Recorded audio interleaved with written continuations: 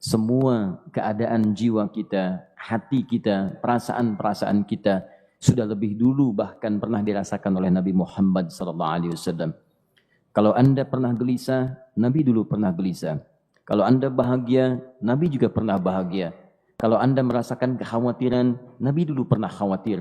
Dan miniatur kehidupan kita sudah dicontohkan dalam perjalanan kehidupan Nabi Muhammad SAW agar kita bisa belajar mengatasi problematika kehidupan.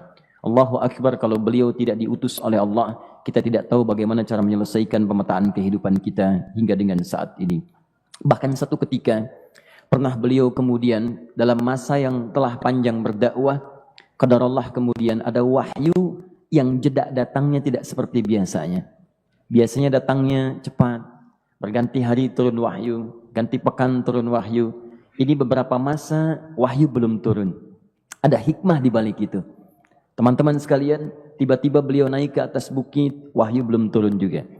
Pulang ke rumah, belum turun juga. Sampai keadaan itu terlihat oleh kalangan kafir Quraisy dan mereka berkata, lihatlah Muhammad sudah gila. Dituduh gila. Jadi kalau Anda cuma dituduh dengan hal-hal yang ringan, dituduh soleh, kan? Dituduh kemudian orang yang berubah, dituduh semakin beriman dan sebagainya. Barangkali itu lebih baik. Nabi dituduh gila, Anda bayangkan. Tuh Muhammad sudah gila. Muhammad sudah ditinggalkan oleh Tuhannya. Muhammad sudah kehilangan pegangannya. Muhammad sudah tidak punya orientasi. Orangnya sudah nggak jelas, bolak-balik tidak karuan. Naik ke atas bukit seakan-akan orang yang frustasi dan seterusnya. Tapi tahukah Anda apa yang terjadi? Setelah berbagai cacian, makian, tuduhan macam-macam diterima oleh Nabi SAW, lantas tibalah masanya Allah menurunkan satu surah, bahkan disandingkan dengan surah yang lainnya, bersandinglah dua surah ini secara bersamaan turun. Surah ke-93 dan surah ke-94-nya terkait berkelindan memberikan satu harapan yang sangat panjang. Kata Allah, "Wadduha wal laili idza saja."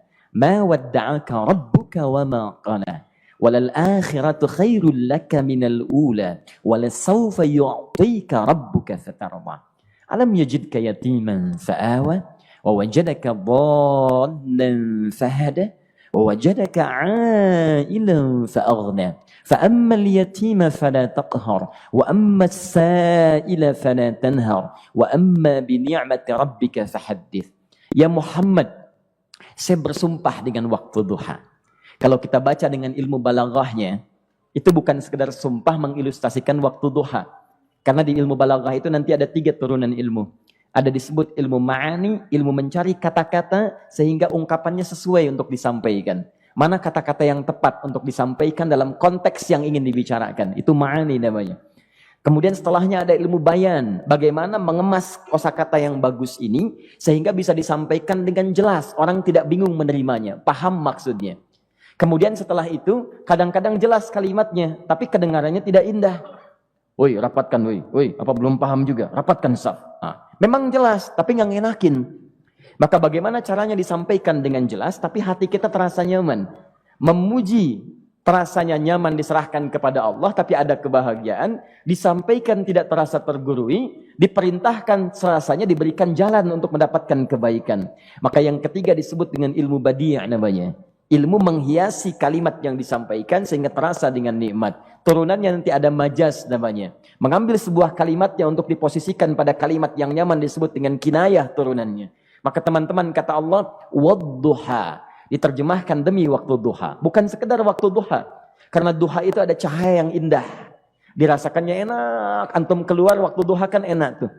Berjemur. Kata orang Sunda moyan gitu kan. Datang. Bahkan sampai dianalisis ada vitamin D-nya bisa terasakan. Ya, kemudian setelah itu ada kenikmatan enak suasananya. Seakan-akan dunia milik sendiri. Yang lain numpang. Wah, nyaman keluar itu. Baik, jadi wadduha itu ingin bersumpah mengilustrasikan waktu kenyamanan yang pernah dilalui. Kalau dalam bahasa tafsir yang luasnya, saya bersumpah Muhammad, demi segala kenikmatan yang pernah engkau rasakan dalam hidupmu, seperti engkau merasakan cahaya duha itu. Engkau pernah senang, saya bersumpah dengan kesenanganmu. Engkau pernah tenang, saya bersumpah dengan ketenanganmu. Engkau pernah nyaman, saya bersumpah dengan kenyamanan yang pernah engkau rasakan. Wal laili idza saja. Dan aku pun bersumpah demi gelapnya malam. Demikian terjemahannya. Bukan sekedar gelapnya malam, saja itu sesuatu yang pekat. Ya, ini belakang kelihatan agak gelap nih. Untuk memberikan proyek, kesini aja Pak, saya cuma ngasih contoh ini. Contoh. Saya bukan mengeluh, bukan, ingin memberi contoh. Ya, contoh pada ilustrasi yang mau saya sampaikan. Nggak apa-apa, biarkan saja. Saya mau contoh kasih kata saja. Ya, ini belakang agak gelap untuk memproyeksikan cahaya ke sini. Tapi yang mau saya sampaikan, kalau gelapnya begitu pekat, semua cahaya ini nggak ada. Cahaya nggak ada nih, sama sekali tidak kelihatan. Saya mau tanya pada Anda, beraktivitasnya mudah atau sulit? Mudah nggak menemukan sendal Anda di luar? Belum tentu. Menemukan jalan keluar pun belum tentu mudah. Anda mesti meraba-raba jalan. Anda mesti kemudian melihat sesuatu dengan pandangan mata hati Anda. Raba, dan sebagainya. Sampai menemukan jalan, itu pun belum tentu benar. Itulah yang disebut dengan gelapnya malam saja pekat. Kadang-kadang ada orang yang menghadapi satu kesulitan yang pekat, suasananya siang, cuman karena masalahnya begitu pekat, seakan-akan membuat diri dia gelap. Jalan susah, limbung gitu. Kenapa gelap ya? Padahal terang. Karena masalah menggelimuti dirinya, seakan-akan dia diselimuti masalah yang gelap. Bimbang dia, makan gak enak, minum gak nyaman, dan seterusnya. Ya, biasanya makan ayam tenang, ini dikasih yang lebih enak juga rasanya pahit, gak enak zamannya. Maka kalau kita ilustrasikan dalam suasana tadi Muhammad, saya bersumpah, engkau pernah hidup nyaman, ataupun engkau mengalami masalah yang sangat pekat dalam kehidupan. Engkau alami sesuatu yang dahsyat, sampai engkau bingung, bimbang, pekat, mereka menuduhmu dengan macam-macam. Ma wadda'aka rabbuka wa ma qala. Saya pastikan kepadamu, dalam keadaan nyamanmu seperti dulu, ataupun engkau bimbang seperti sekarang, Tuhanmu tidak akan pernah meninggalkanmu ataupun menuduhmu gila. Orang-orang yang dekat dengan Allah Subhanahu wa ta'ala, maka Allah akan menjaganya, baik dalam keadaan yang tenang dan nyaman, ataupun dalam kesulitan yang luar biasa.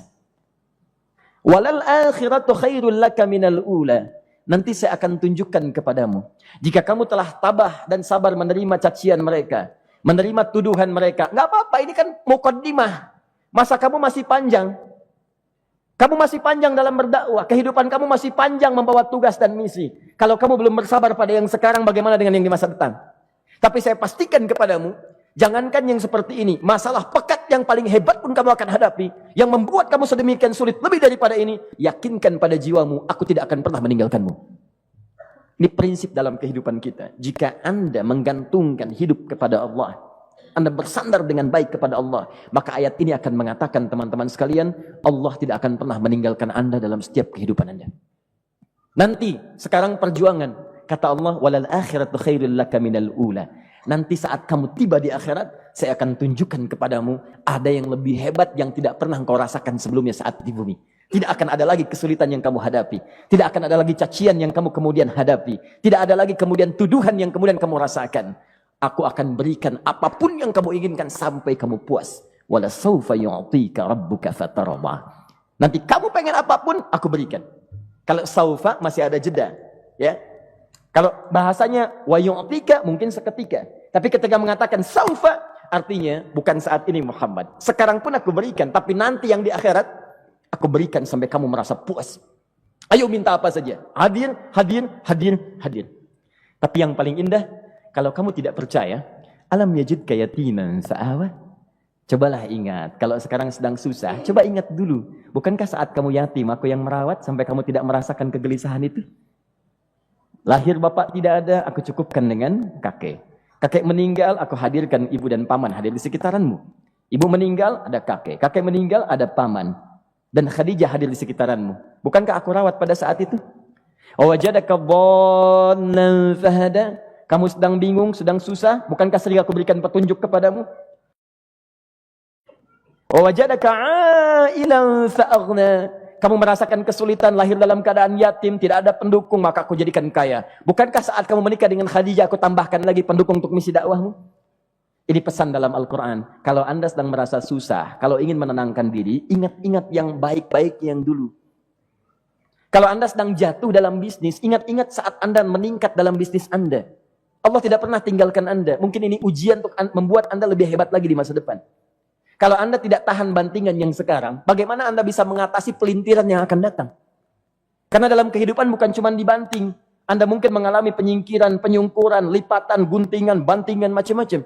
Jikalau satu gaya belum bisa Anda atasi, bagaimana Anda bisa berharap mendapatkan turunan yang lainnya?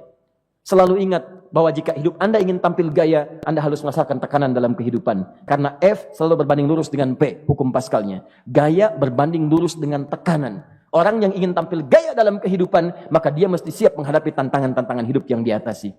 Turun ayat. Sampai ujungnya. Jikalau kamu sudah begini lagi, jangan pernah kamu bentak orang lain. Jangan pernah merendahkan orang lain. Karena Allah pun menjaga setiap hamba sepanjang ia mendekat kepadamu. Setelah itulah turun kemudian surah Al-Insyirah. Alam nashrah lakas sadrak. Antum kenal Nabi Musa?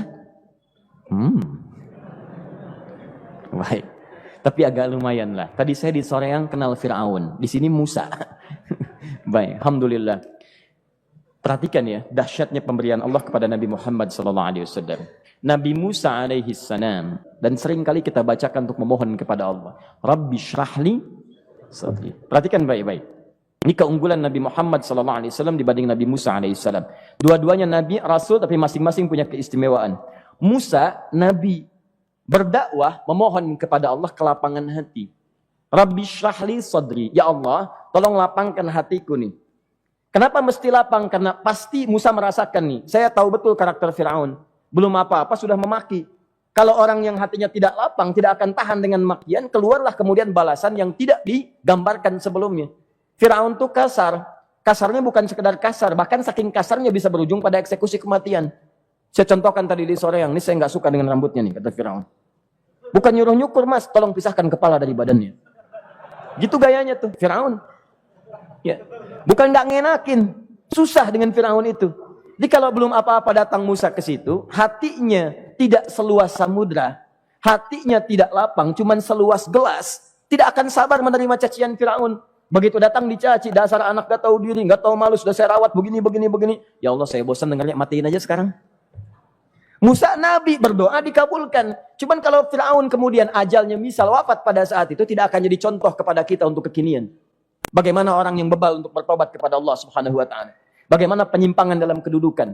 Bagaimana dia kemudian akrab dengan pengusaha yang gelap. Di pengusaha gelap berpartner dengan penguasa zalim. Sudah ada dari dulu. Pengusahanya disebut dengan Qarun.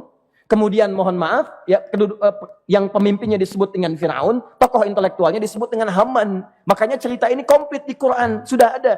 Di setiap persoalan dalam kehidupan masyarakat disebabkan tiga hal yang berkolaborasi. Kalau bukan penguasa zalim, berpartner dengan pengusaha gelap, ditopang oleh intelektual yang sembrono. Itu persoalan. Jadi kalau ada sekarang intelektual menyalahgunakan kepintarannya, dia terlambat, sudah ada Haman dulu.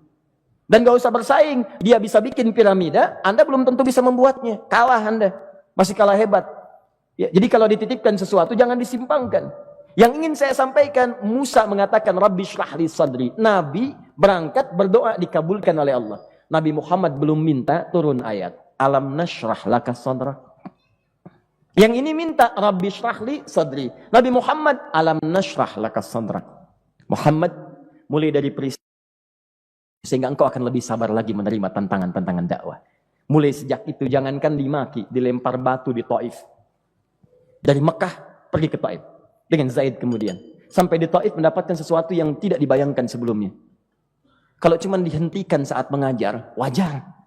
Ini dilempari batu. Anda bayangkan? Bisa kebayang nggak? Lempari batu tuh. Dilempar. Zaid jadi tameng, berdarah-darah, kemudian mundur. Mundur, beristirahat di bawah tepian pohon. Begitu beristirahat, datang malaikat penjaga dua gunung. Turun malaikat dengan kesal mengatakan, Ya Rasulullah, mud yadaika ilas sama. Ya Rasulullah, angkat tanganmu ke langit. Minta kepada Allah, aku angkat dua bukit di Taif, aku himpit keduanya mereka. Aku himpit penduduk Taif dengan dua bukit itu. Apa jawab Nabi? Karena sudah mendapatkan kelapangan, ketenangan, belajar dari peristiwa-peristiwa tadi, indah jawabannya. Lah, katanya, tolong jangan lakukan. Innahum qaumun la ya'lamun. Mereka belum paham saja. Mereka belum mengerti. Tolong jangan lakukan. Aku bermohon kepada Allah. Boleh jadi nanti di masa depan akan ada hamba-hamba terbaik yang lahir dari bumi Taif ini. Kemudian beliau berkata, Rabbi, ina man takilluni. A'ila qaribin yu'limuni. Am ila ba'idin yu'dhini. Fa'ana radin ma lam taghdab ilayya.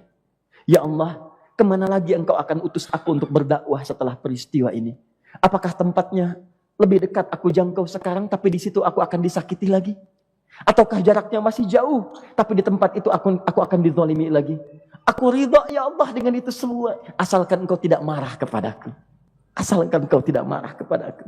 La haula wala quwata illa billahil aliyil azim.